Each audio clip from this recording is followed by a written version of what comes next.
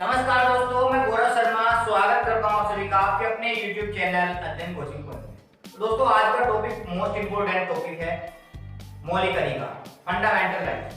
आज हम मौलिक अधिकार की A to Z एनालिसिस करेंगे और उम्मीद करता हूं इससे बाहर कोई भी क्वेश्चन आपको देखने को नहीं मिलेगा। तो आपको यहाँ एक वर्ड लिखना होगा मौलिक अधिकार।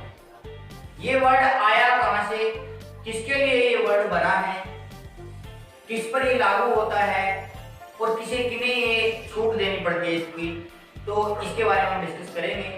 तो ये मौलिक अधिकार ये बना इंग्लैंड के एक राजा थे जॉन। उन्होंने अपने दरबारी मंत्रियों के लिए एक अधिकार पत्र जारी किया था। जैसे कि आपको पता है राजा का शासन होता है, तो उन्होंने अपने आप ही ये कहा कि नहीं, दरबारियों के भी कुछ अधिकार होने चाहिए जो सरकार को मानने हैं, मतलब राजा को मानने हैं। वो उनके लिए जारी किया। इसे ही अधिकार पत्र कहा गया। इंग्लिश में बोले तो इसे मैग्ना कार्टा कहा। इसी तरह से मौलिक अधिकार की उत्पत्ति हुई। अब ये भारत में कैसे आया? भारत में आने पर भी इसे भारत का मैग्ना कार्टा कहा गया। कि भारत में इसका स्रोत जो है वो कहां से लिया गया है? अमेरिका से। इसका जो स्रोत है वो है अमेरिका। अमेरिका से मौलिक अधिकार को लिया गया। अब मौलिक अधिकार के विषय में बहुत सारी बातें हैं। क्या इनका निलंबन हो सकता है या इनका निलंबन नहीं हो सकता? इस बारे में न्यायालय में बहुत केस गए। कुछ ने कहा कि निलंबन हो सकता है, कुछ ने कहा नहीं हो सकता। फिर भी अंत में आके फैसला ये है कि जरूरत पड़ने पर इनका निलंबन किया जा सकता है। तो निलंबन की प्रक्रिया इनकी कहां से ली है? तो निलंबन की प्रक्रिया ली है इनकी, वो ली है जर्मनी से। तो जर्मनी से निलंबन की इनकी प्रक्रिया ली। अब मौलिक अधिकार और साधारण अधिकार में क्या अंतर है? साधारण अधिकार को संसद कानून द्वारा परिवर्तित कर सकती है, परंतु मौलिक अधिकार को बदलने के लिए संविधान में संशोधन करना अनिवार्य है। बिना संविधान में संशोधन किए मौलिक अधिकार को नहीं बदला जा सकता। इतना अंतर इसमें है। मौलिक अधिकार का जो रक्षक होता है वो उच्चतम न्यायालय या उच्च न्यायालय को माना गया है संविधान के अकॉर्डिंग, परंतु साधारण अधिकार सरकार ही अपने द्वारा परिवर्तित कर सकती है। इस तरह से मौलिक अधिकार हमारे संविधान के किस भाग में रखे गए हैं तो ये डिस्कस करते हैं। तो मौलिक अधिकार है हमारे संविधान के ये भाग थर्ड में रखे गए हैं। भाग थर्ड में इनको रखा गया है और अनुच्छेद, जो अनुच्छेद है वो कितने से कितने तक है? अनुच्छेद 12 से 35 तक मौलिक अधिकारों को रखा गया। जब हमारा संविधान बना तब मौलिक अधिकारों की संख्या 7 थी, परंतु आज वर्तमान में मौलिक अधिकारों की संख्या 6 है। तो मैं आपको ये सभी अधिकार बताता हूं कौन कौन से वो अधिकार हैं। सबसे पहला अधिकार है समता का अधिकार। समता का अधिकार या समानता का अधिकार ये है 14 से लेकर 18 तक, अनुच्छेद 14 से लेकर 18 तक। दूसरा अधिकार है स्वतंत्रता का अधिकार। ये अधिकार है 19 से लेके 22 तक। तीसरा अधिकार है शोषण के विरुद्ध अधिकार।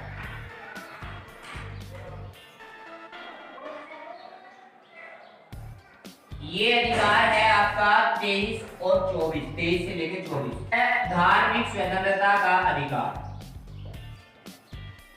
धार्मिक स्वतंत्रता का जो अधिकार है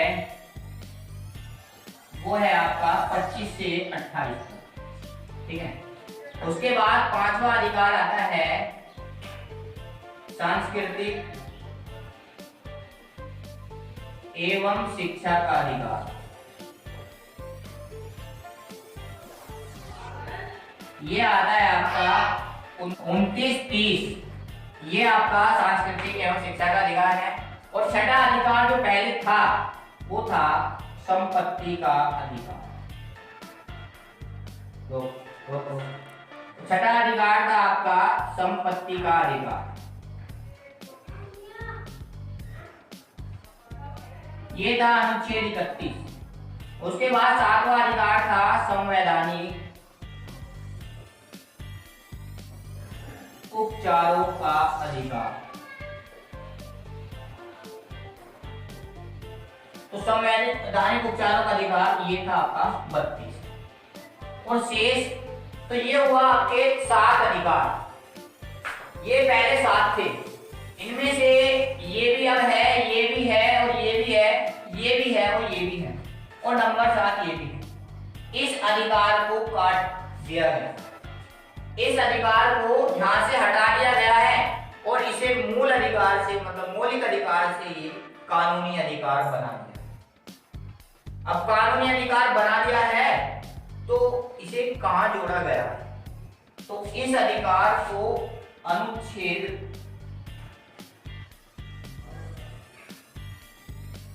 300 के यहां इसको जोड़ दिया गया। यहां से हटा के, यहां ये मौलिक अधिकार था, परंतु अब ये कैसा अधिकार बन गया है? कानूनी अधिकार। अब ये कानूनी अधिकार बन गया है, ठीक है। तो इस तरह से हमारे पास अभी 6 अधिकार है। मैंने यहाँ भी आपको बताया कि हमारे जो अधिकार हैं वो 12 से 35 हैं, परंतु मैंने काउंट करवाया है 14 से 18 ये, और उसके बाद 32, और उसके बाद मैंने काउंट नहीं कराया।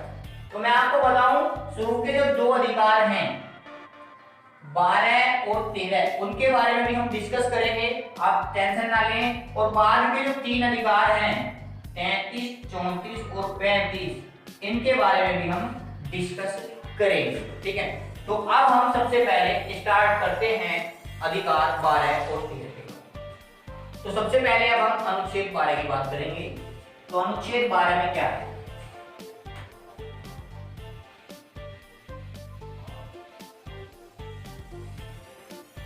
अनुच्छेद 12 क्या कहता है?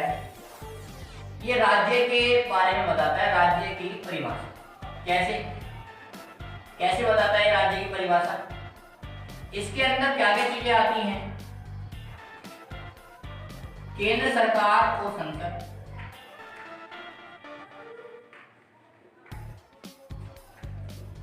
इसी तरह से राज्य सरकार एवं विधानमंडल,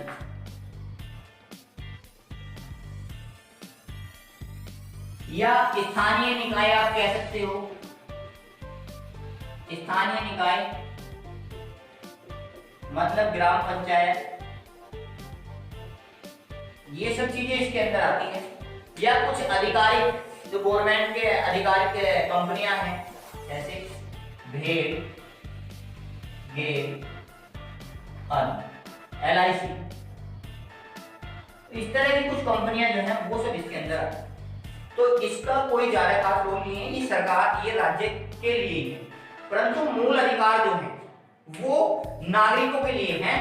और राज्य की मजबूरी है, मतलब राज्य के प्रति वो नेगेटिव है एक तरीके से, क्योंकि वो मनुष्य के हैं, नागरिक के हैं, ये राज्य के बारे में। तो इसलिए हम इसका ज्यादा डिस्कस नहीं करते, ना 12 का ना ही 13 का। इसलिए 14 से हम जो डिस्कस करते हैं 14 से 32 तक करते हैं, यहाँ तक मनुष्य के अधिकारों का जिक्र किया गया। तो 12-13 में अब इसी तरह से हम 13 को देख लेते हैं। अनुच्छेद 13,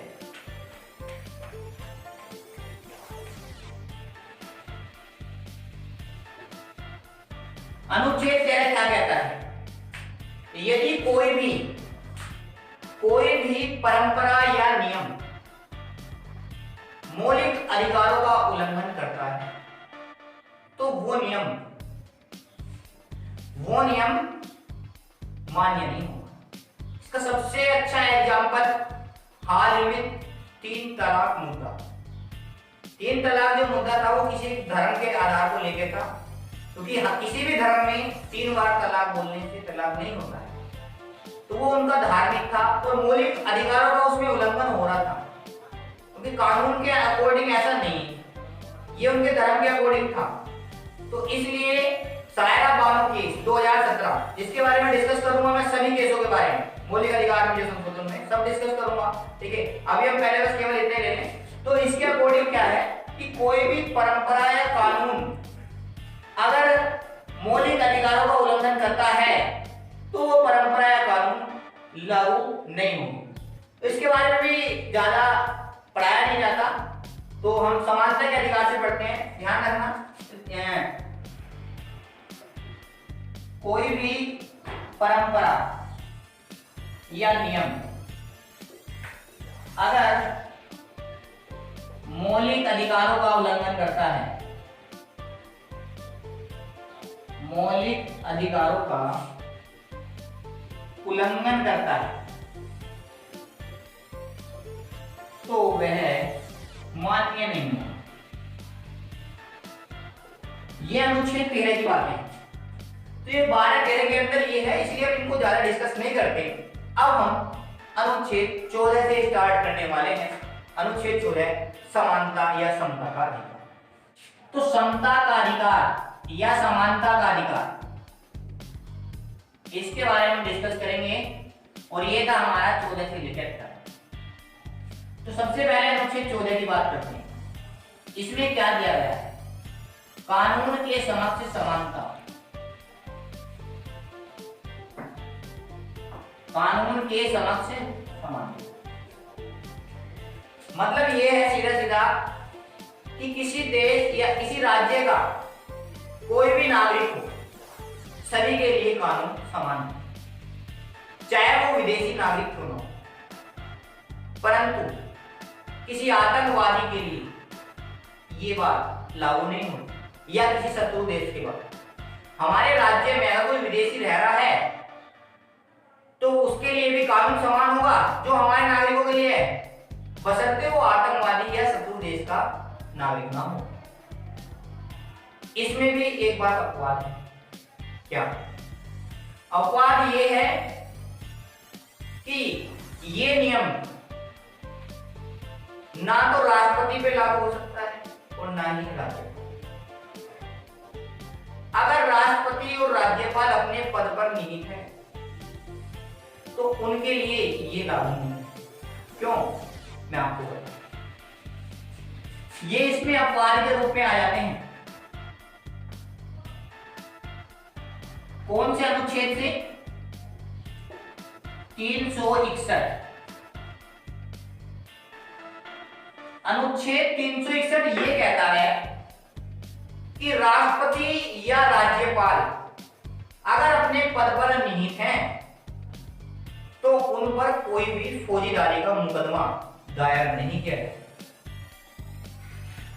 परंतु दीवानी का मुकदमा दायर किया जा सकता है। उसकी भी एक शर्त है, 2 महीने पहले मुकदमे के बारे में आपको उनको सूचना देनी पड़ेगी। अगर हम बात करें विदेशी राजदूतों की या कूटनीतिक, वो भी इस अपवाद के अंदर आते हैं। उन पर भी ये नियम लागू नहीं होता। आप उन पर कोई भी फौजदारी या दीवानी का मुकदमा लागू नहीं कर सकते। ये समानता का अधिकार है, सभी नागरिकों के लिए है, केवल जो मैंने अपवाद में बताए हैं उनको छोड़कर। दूसरा आ जाता है अनुच्छेद 15। ये क्या कहता है? धर्म, नस्ल, जाति, लिंग के आधार पर भेदभाव में, तो मतलब ये है कि ये कहा गया है इसमें कि राज्य किसी भी व्यक्ति की जाति, धर्म या लिंग को देखकर उसके साथ कोई भी भेदभाव नहीं कर सकता। किसी भी सार्वजनिक स्थल पर राज्य किसी को उसके धर्म, नस्ल या जन्म स्थान को देखकर रोक नहीं सकता है। अनुच्छेद 15 के अंदर ये आता है। परंतु अगर राज्य चाहे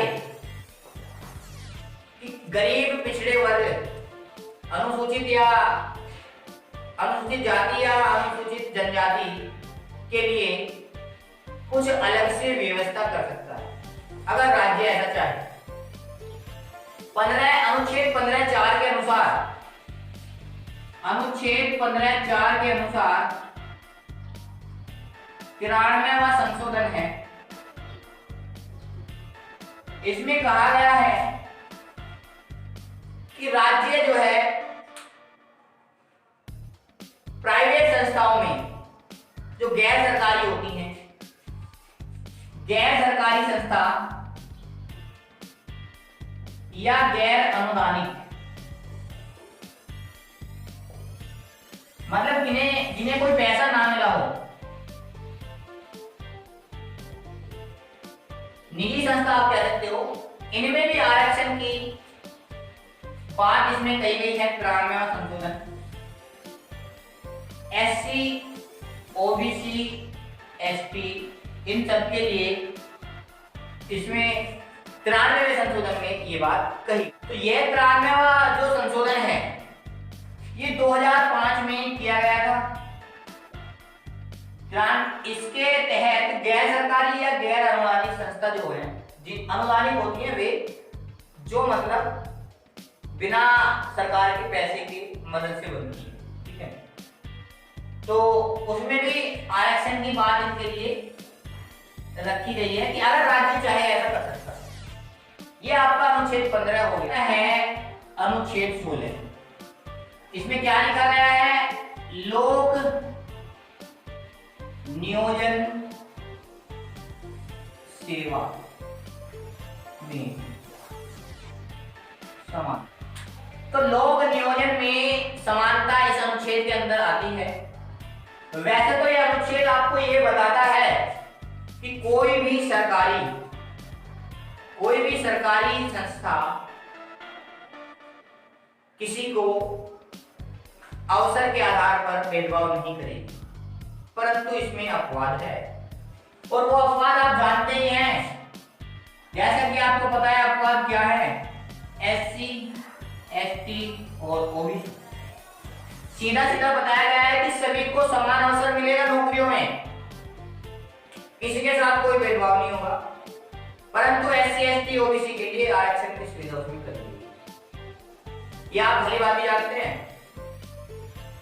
इसमें एक और नया संशोधन किया गया है। अनुच्छेद 15 व 16 में ये दोनों अनुच्छेदों में ये बात कही गई है। क्या? 103वां संविधान संशोधन।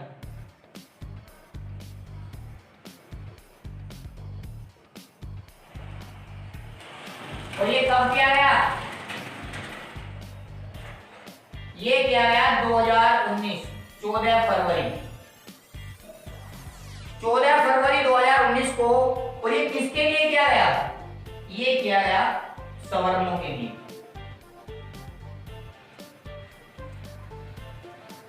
मतलब जनरल कैटेगरी आप जान सकते हो। ये जनरल कैटेगरी के लिए किया गया और ये आर्थिक रूप से जो कमजोर जनरल कैटेगरी में आते हैं उनके लिए ये आरक्षण दिया गया। उसके लिए लिमिट रख दी गई है।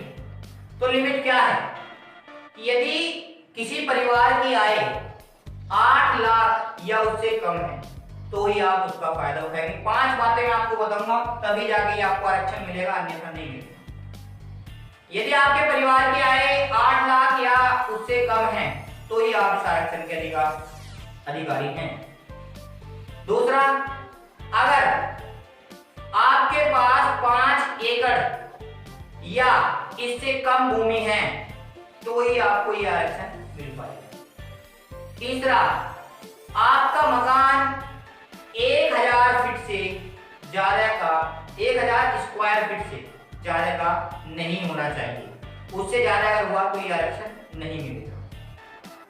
चौथी बात यह है कि अगर आपका किसी भी नगरीय क्षेत्र में 100 गज या इससे ज्यादा का 100 गज से ऊपर का कोई प्लॉट है तो भी आपको आरक्षण नहीं मिलेगा।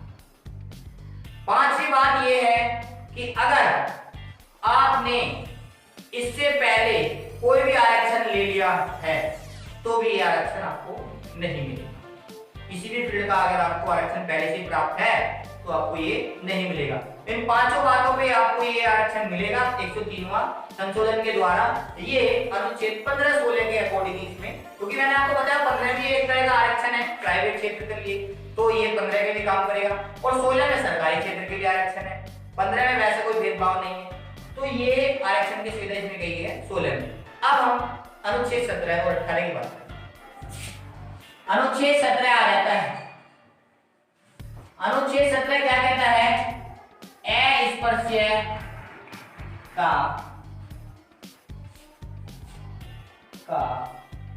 अंत या निषेध कह दो आप। अस्पृश्यता का निषेध मतलब छुआछूत से भेदभाव बंद करना। ठीक है, ये किस अधिनियम के द्वारा? अस्पृश्यता अधिनियम लागू किया गया था 1955। अगर इससे किसी का हनन होता है, इस अधिकार से अगर किसी नागरिक का हनन होता है तो उस पर ठोस कदम उठाए जाएंगे अस्पृश्यता के लिए। ठीक है, नेक्स्ट आपका आता है 18वां उपाधियों का अंत।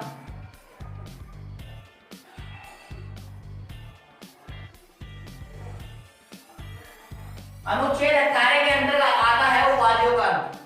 आपको भली भांति पता होगा कि पहले राजाओं को एक नई नई तरह की उपाधियां दी जाती थी, जैसे रविंद्रनाथ टैगोर को सर की उपाधि, महात्मा गांधी को महात्मा की उपाधि, सुभाष चंद्र बोस को बोस की उपाधि। इस तरह से बहुत सारी उपाधियां पहले मिलती थी।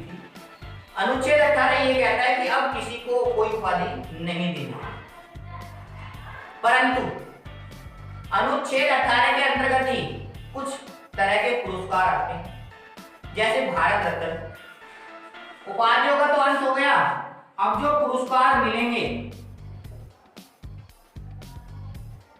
पुरस्कार भारत रत्न, पद्म, पद्म के तीनों, पद्म विभूषण, पद्म भूषण और पद्म श्री, सेना के तीनों, परमवीर चक्र, महावीर चक्र और वीर चक्र, मतलब जितने भी आपके पुरस्कार हैं वो सब इसके अकॉर्डिंग दिए जाते हैं अनुच्छेद 18 में। भारत रत्न या अन्य पुरस्कारों की अगर हम बात करें तो ये शुरू कब हुई? 1954 में इनकी शुरुआत हुई थी, परंतु बीच में इनको एक बार बंद कर दिया गया था जब मोरारजी देसाई प्रधानमंत्री बने। 1977 से 1980 के बीच इनको बंद कर दिया गया। इन पुरस्कारों को बंद कर दिया गया था, ये आपको ध्यान रखना है। उसके बाद 1980 में जैसे इंदिरा गांधी की सरकार आई, इनको पुनः स्टार्ट कर दिया गया। ठीक है, तो ये आपका हुआ समानता का अधिकार 14 से 18। अब हम डिस्कस करेंगे स्वतंत्रता के अधिकार पर 19 से 22। तो अब आता है आपका स्वतंत्रता का अधिकार।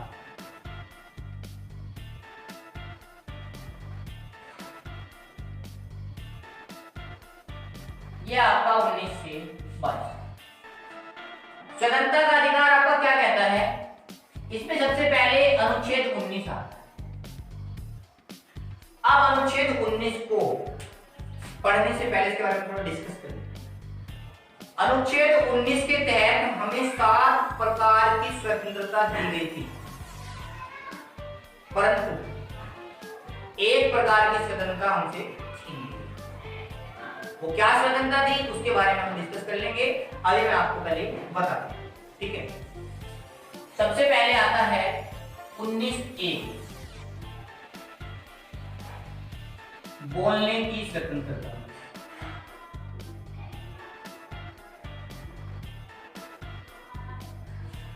आपको पता है कोई भी इंसान कुछ भी कह देता है इसके टाइम में, प्रधानमंत्री को गाली देता है, राष्ट्रपति को कोई भी कुछ कह देता है, किसी पे कोई कार्रवाई नहीं होती।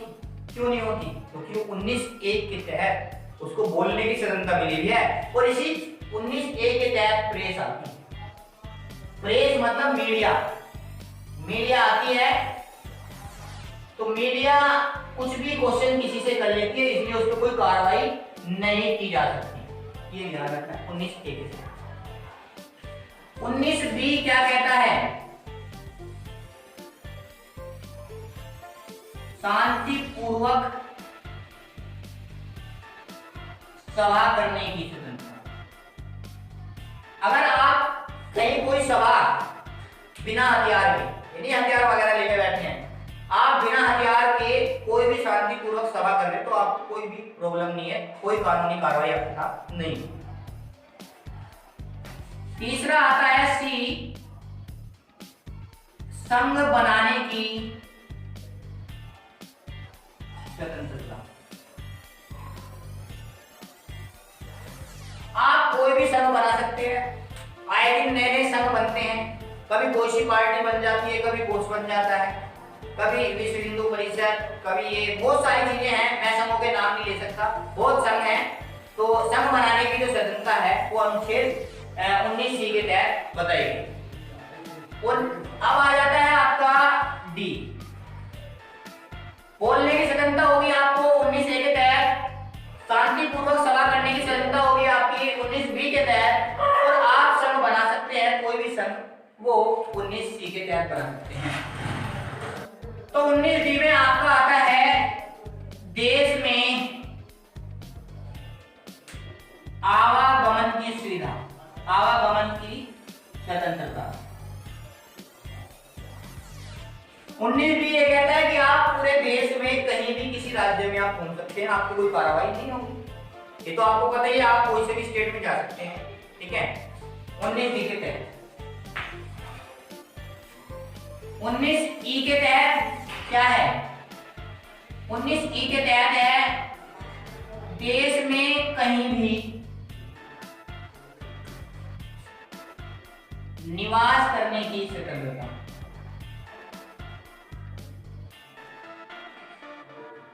आप कहीं भी कोई से स्टेट में जाके घर खरीद सकते हैं, कहीं भी रह सकते हैं आपकी। पहले जम्मू कश्मीर जो है वो अपवाद था, प्रभाव नहीं है। नेक्स्ट आ जाता है आपका F, 19(f), मोस्ट इंपोर्टेंट। संपत्ति का अधिकार यहां भी आ जाता है।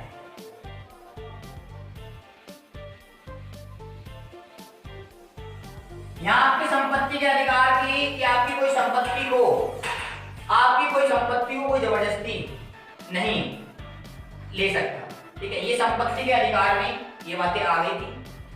और एफ के बाद आता है आपका जी, कि देश में आप कहीं भी व्यापार करने की स्वतंत्रता। ये 7 तरह की स्वतंत्रता आपके पास में थी 19(a) के तहत, परंतु अब आपके पास केवल 6 तरह की स्वतंत्रता है। इसको यहां से हटा दिया गया है। आपके पास ये भी है, ये भी है, ये भी है, और ये भी है, ये भी है, और ये भी है। तो यहां से इसको हटा के कहां जोड़ा गया है? ये मैंने आपको पहले बताया था कि अनुच्छेद 31 व 19(f) दोनों ही संपत्ति से रिलेटेड हैं। इन्हें हटाया गया। इन्हें 44वें संविधान संशोधन 1978 में हटाया गया। और हटाने के बाद इन्हें कहां जोड़ा गया? 300 अनुच्छेद 31 की बात मैं पहले कर चुका था। 19(f) की बात मैंने स्टार्टिंग में इसलिए नहीं की क्योंकि ये बीच में आता, तब जाके हमें इसकी बात करनी थी। अब हमारे पास 19 के तहत केवल 6 प्रकार के अधिकार हैं। ये आपका अनुच्छेद 19। अब आते हैं अनुच्छेद 20। तो अनुच्छेद 20 क्या कहता है? अपराध के लिए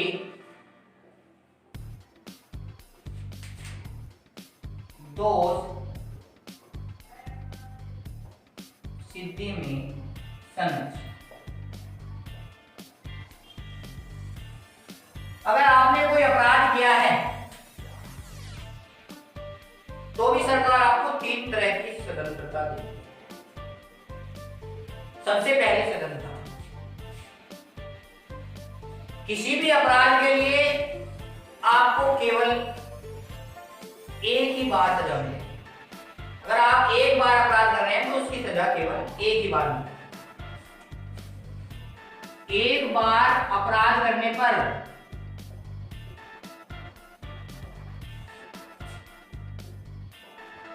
एक ही बार सजा मिलेगी। दूसरी बात क्या है कि अपराध जो आपने किया है, अपराध जो आपने किया है वो जिस समय किया है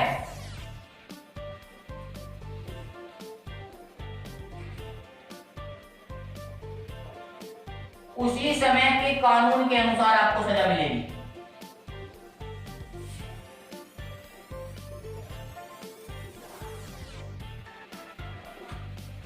मतलब आपने कोई अपराध अब करा है और अब से पहले उसकी सजा थोड़ी कम थी, अब थोड़ी ज्यादा हो गई, और 4 साल बाद उसकी सजा आपकी और भी ज्यादा हो गई और आपका केस चल रहा है, तो आपको 4 साल बाद वाली सजा नहीं मिलेगी। जिस समय आपने जो अपराध किया है उस समय जो कानून है उसके तहत ही आपको सजा मिलेगी। तीसरी बात यह है कि आपको स्वयं न्यायालय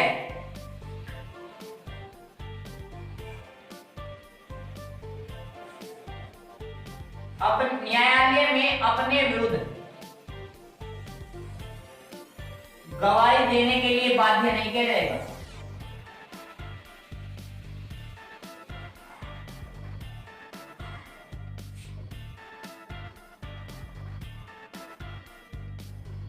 सीधा सीधा मतलब यह है कि आपने अगर कोई अपराध नहीं भी किया है तो अगर आपको सरकार जो है वो आपको तुम्हें कोई भी गवाही अपने विरुद्ध देने के लिए बाध्य नहीं कर सकती। आपकी गवाही उसको मान्य नहीं होगी कि आप उसको अपने विरुद्ध, मतलब आप किसी भी तरह का टॉर्चर सरकार नहीं कर सकती। इस तरह की स्वतंत्रता जो है वो आपकी अनुच्छेद 20 के तहत दी गई। अब अनुच्छेद 21 में हम तो अनुच्छेद 21 क्या कहता है? प्राण एवं दैहिक स्वतंत्रता। प्राण एवं दैहिक स्वतंत्रता के लिए संरक्षण।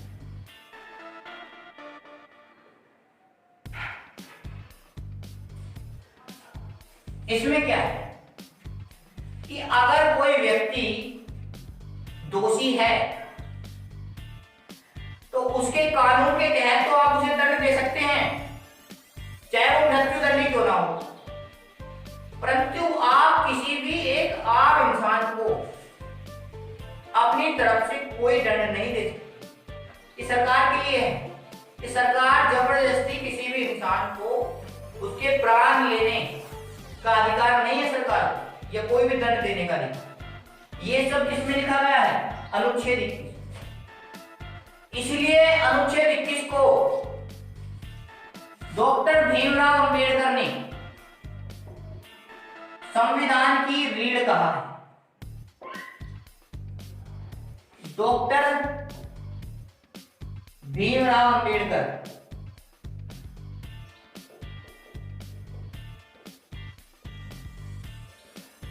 डॉक्टर भीमराव अंबेडकर ने इस संविधान को इसलिए ही संविधान की रीढ़ कहा और उन्होंने बताया है कि केवल इसी बात से काम नहीं चलेगा। सरकार की जिम्मेवारी है तो प्रत्येक नागरिक को स्वच्छ वायु स्वच्छ जल प्रदान करें। इसी के लिए भारतीय हरित प्राधिकरण की शुरुआत हुई 2010 में। 2010 में भारतीय प्राधिकरण बनाया गया ताकि नागरिकों की देखभाल की जा सके, और इसका मुख्यालय जो है, इसका मुख्यालय दिल्ली में। परंतु इसकी 4 पीठ और बनाई गई देख रेख के लिए। इसकी पीठ कहां है? वो पुणे, भोपाल, कोलकाता और चेन्नई। ये 4 जगह इसकी पीठ भी हैं। भोपाल 4 जगह इसकी पीठ भी बनाई गई हैं। ये आपका 21 हुआ। अब 21 क्या कहता है? 21 ये कहता है 6 से 14 साल तक के जो बच्चे हैं, 6 से 14 साल तक के बच्चों के लिए निःशुल्क शिक्षा, उनकी फ्री पढ़ाई होगी। 86वां संविधान संशोधन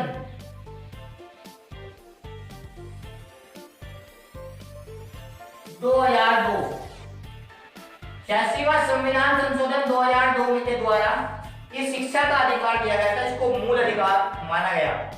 21 क्या कहते हैं? अभी मैंने आपको 20 और 21 2 अधिकार पढ़ाए।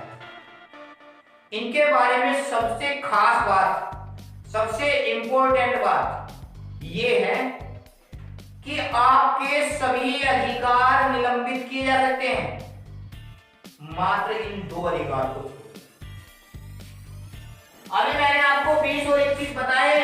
20 को और 21 को छोड़कर ये सभी अधिकार आपके निलंबित हो सकते हैं।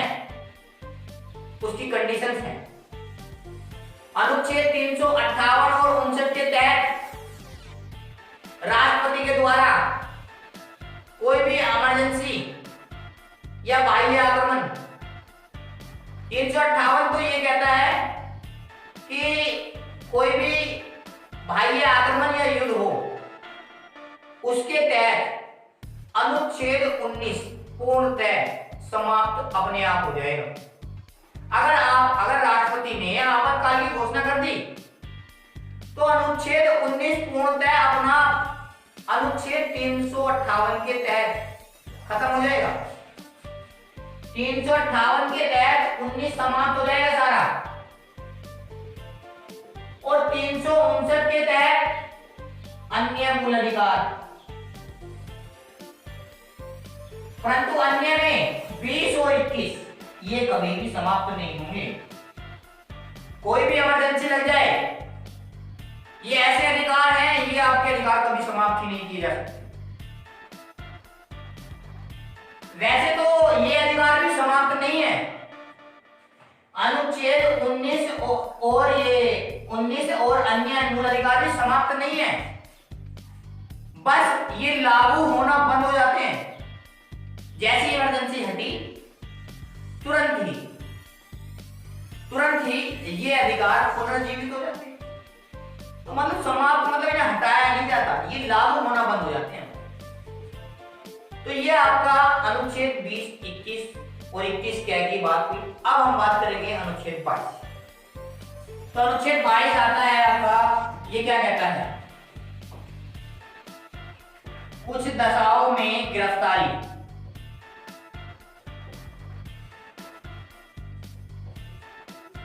एवं निरोध में संरक्षण।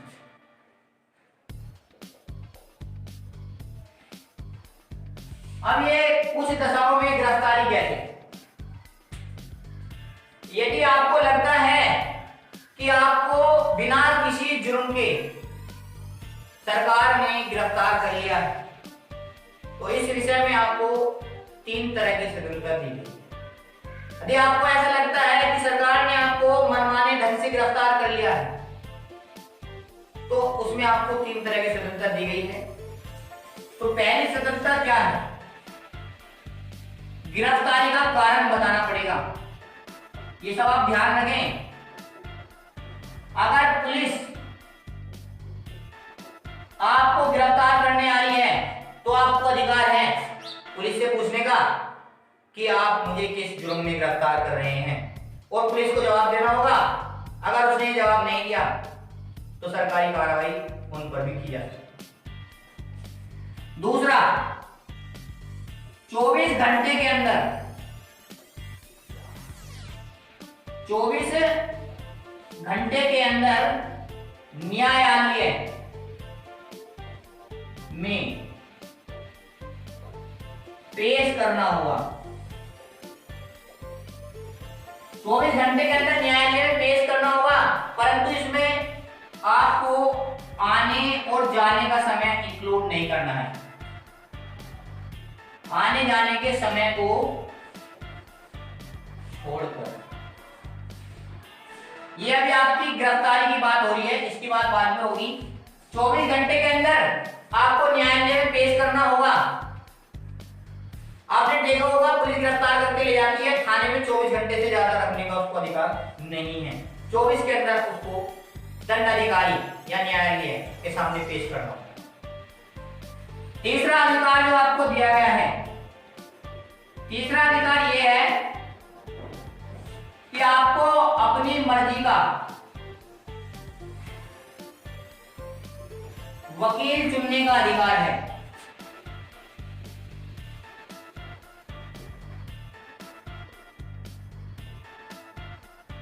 ऐसा नहीं है कि आपको अपराधी बना दिया गया है तो आपको वकील अच्छा नहीं मिलेगा। आपकी मर्जी है, जिसे चाहो आप चुन सकते हो, अपनी मर्जी का वकील आप चुन सकते हो। तो ये आपका आता है गिरफ्तारी के अंदर। कुछ गिरफ्तारियों में आपको 3 तरह की स्वतंत्रता दी गई है। अब अनुच्छेद 22 में गिरफ्तारी के बारे में तो मैंने आपको बता दिया।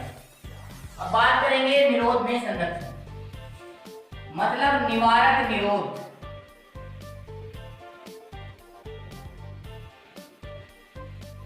अब ये निवारक निरोध अधिनियम क्या है, पहले इसकी बात करेंगे। ये भाग 22 में अनुच्छेद 3, 4, 5, 6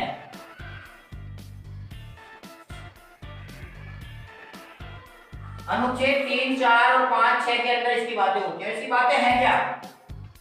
ये निवारक निरोध नियम क्या कहता है? इसमें सरकार किसी भी व्यक्ति को जुर्म करने से पहले गिरफ्तार कर सकती है। ये निवारक निरोध नियम ऐसा है कि सरकार जो है किसी भी व्यक्ति को जुर्म करने से पहले गिरफ्तार कर लेती है। ऐसा अक्सर आपको चुनावी प्रक्रिया में देखने को मिलता है। जो लोग पहले से ही ब्लैक लिस्टेड होते हैं, जिन्होंने कोई अपराध किया हुआ हो, तो पुलिस उनको 1 हफ्ता या 2 हफ्ते पहले ही उठा लेती है, वार्निंग लेटर दे देती है कि अगर तुमने ये अपराध किया तो आपकी ये कार्रवाई होगी। और इसके तहत सरकार उसको 3 महीने तक बंद रख सकती है। इसके तहत सरकार उसको 3 महीने तक बंद रख सकती है। 3 महीने से पहले वो उस पर कोई कार्रवाई नहीं कर सकता। हालांकि उसे, उस व्यक्ति को इस पर कार्रवाई करने का अधिकार है, परंतु वो 3 महीने के बाद ही होगा। दूसरी बात, सरकार ने जब उसे गिरफ्तार किया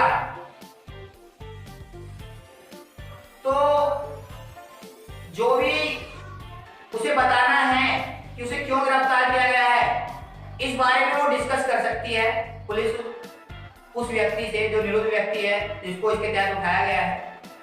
परंतु जो लोकहित के विषय में कार्य ना हो, वो बताना जरूरी नहीं समझे, केवल उसे ये बताया जाए और जल्दी से अपने विरुद्ध हुए कार्य की कार्रवाई करने के लिए छूट दी जाए। 3 महीने से पहले ऐसा नहीं होगा। अब इस निवारक निरोध से रिलेटेड में बहुत ही सारे आपके केस हुए, जिसमें बहुत सारे अधिनियम बनाए गए और खत्म भी कर दिए गए। इनमें से मैं आपको इंपॉर्टेंट बता देता हूं। एक आता है आपका टाड़ा टेररिज्म एक्ट, ये आतंकवादियों के लिए बनाया गया और इसको जल्दी ही खत्म कर दिया। इसके बाद आता है कोटा एक्ट भी बिल्कुल टाड़ा का ही संक्षिप्त रूप है।